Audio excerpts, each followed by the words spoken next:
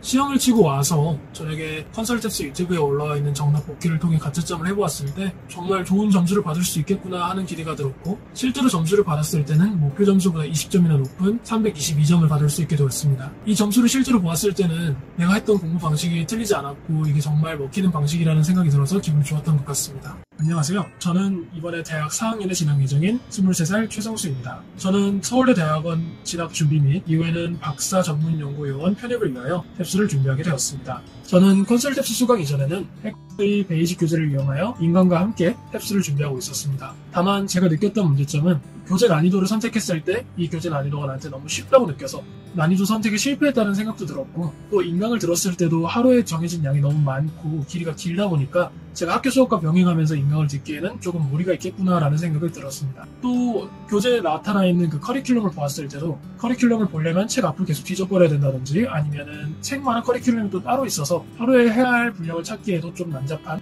그런 문제점이 있다고 느꼈습니다. 또 이후에는 고탭스 기출문제집을 이용하여 탭스를 준비하였는데, 이때는 제가 생각했던 것과 달리 정답률이 그렇게 높지도 않았고 정답을 맞춘다 해도 이게 왜 답인지 모르겠는 좀 애매한 정답들을 골랐을 때 답지를 보아도 이해가 되지 않는 그런 상황이 계속 반복되어서 탭스 공부에 진전이 있는 건지 내가 잘하고 있는 건지라는 생각이 들기 시작했습니다. 그렇게 좀 막막함을 느끼면서 문법을 찾고 있었는데 그 중에서 처음 봤던 것이 컨설턴스입니다. 처음에는 컨설턴스 유튜브를 좀 보면서 컨설턴스에서 어떤 방식으로 탭스를 공략하는지부터 알아보았는데, 컨설턴스에서는 양보다 질, 그러니까 한 문제를 풀더라도 정확하게 이 문제가 뭘 원하는지를 알고 푸는 것이 더 중요하다고 말하고 있었습니다. 이 말이 제가 봤던 또 다른 고득점자들의 후기와 굉장히 유사한 말을 하고 있어서 컨설턴스를 들어도 괜찮겠다라는 생각을 하게 되었습니다. 홈페이지를 봤을 때도 327점 커리큘럼에 2주 완성표를 보았을 때 이게 체크리스트로 되어 있어서 다른 회사와 다르게 이 커리큘럼을 따라가기에도 굉장히 편하고, 또 오늘 해야 할 일이 뭔지 또 했는지까지 파악하는 데 굉장히 편리함을 느끼겠다라고 느꼈습니다. 또 이 외에도 진단 테스트나 온라인 단어장 같은 걸 제공해 주는 걸 보았을 때도 여러 권의 책을 무겁게 막 들고 다니지 않아도 휴대폰이라든지 아니면 전자기기를 통해서 더 편하게 공부를 할 수 있는 환경을 마련해 주고 있다는 점에서 수강을 결심하게 되었습니다. 독해 공부를 하면서 효과를 본 공부법은 두 가지가 있습니다. 하나는 빈칸 문제와 메인 문제에 해당되는 방식인데요. 이 두 유형은 지문 전체를 쭉 읽어봤을 때 지문 전체를 관통하는 한 가지 문장을 선지해서 찾는 것이 정답을 찾는 방법이라고 생각합니다. 저 같은 경우에는 이전에는 그냥 본문을 쭉 읽고 나서 이 빈칸은 앞뒤의 흐름에 맞게 선택을 한다든지, 메인 문제 같은 경우에는 본문에 어떤 주장하는 또 메인이 되는 문장이 하나 있다고 생각해서 그 문장을 선지해서 찾고자 하는 방식을 고수했었는데 그 방식이 완전히 틀렸다는 것을 알게 되었습니다. 이런 습관을 버리고 나니까 선지를 보았을 때 정답이 뚜렷하게 한 가지로 보이게 되었고, 이게 점수 상승의 길로 직접 연결이 되었다고 생각합니다. 두 번째로는 코렉트 유형과 인포 유형에 해당되는 방식입니다. 저는 컨설턴스의 교재인 탭스의 정석을 통해 공부하면서 이 두 유형에는 자주 나오는 오답이 유형이 있다고 생각되어 그것들만 따로 공부하기 시작했습니다. 예를 들어서 코렉트의 경우에는 본문에 나와 있는 두 가지 포인트를 섞어서 이것을 선지에 섞어 넣었을 때 굉장히 매력적인 오답이 된다는 것을 알게 되었고, 인포 같은 경우에는 추론을 해야 될 거라고 생각해서 다른 얘기를 더 집어넣어야 될 것처럼 보이지만 알고 보면 본문에 있는 내용만을 통해서 충분히 정답을 찾을 수 있다는 것도 알게 되었습니다. 또 이 외에는 수식어를 보았을 때 이 수식어가 뭘 수식하고 있는지 이것을 또 경우의 수로 따져본다는 생각을 하게 되어서 좀 더 해석을 수월하게 할 수 있었고, 또 고유명사 같은 경우에는 그냥 크게 연연하지 않고 아 이런 게 있구나 라고 생각하면서 해석을 하다 보니까 문제풀이에 더 쉽게 접근할 수 있었던 것 같습니다.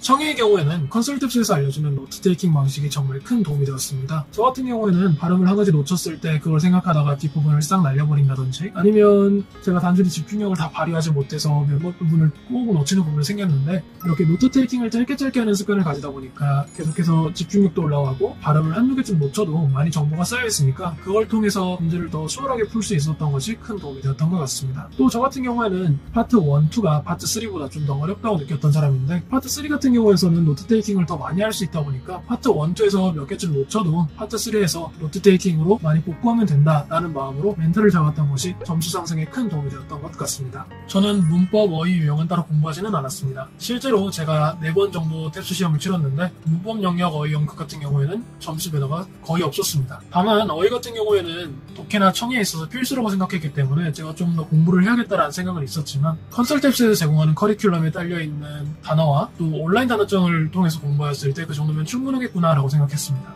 이 외에는 그냥 독해를 했을 때 자주 보이는 단어를 추가적으로 더 외웠는데 이것만 해도 저는 충분했다고 생각합니다. 추가적으로 말씀드리고 싶은 시험장 팁은 독해 문제를 푸는 순서를 좀 말씀을 드리고 싶습니다. 저는 실제 시험장에서 비교적 어려운 빈칸 문제를 먼저 풀기보다 뒤에 있는 장문 문제부터 거꾸로 풀어나가는 것이 오히려 더 도움이 된다고 생각합니다. 실제로 보았을 때 장문 문제의 난이도가 그렇게 엄청 어려운 편은 아니기 때문에 이 문제들을 더 풀었을 때 한 5문제 정도는 더 풀 수 있지 않나 라는 생각이 듭니다. 이 방법 같은 경우에는 다른 탭스 수험자분들도 많이 추천하는 방식이고 실제로 컨설탭스 유튜브에도 올라와 있는 방식이기 때문에 적극 추천드리고 싶습니다. 제 목표 점수 같은 경우에는 298점이었습니다.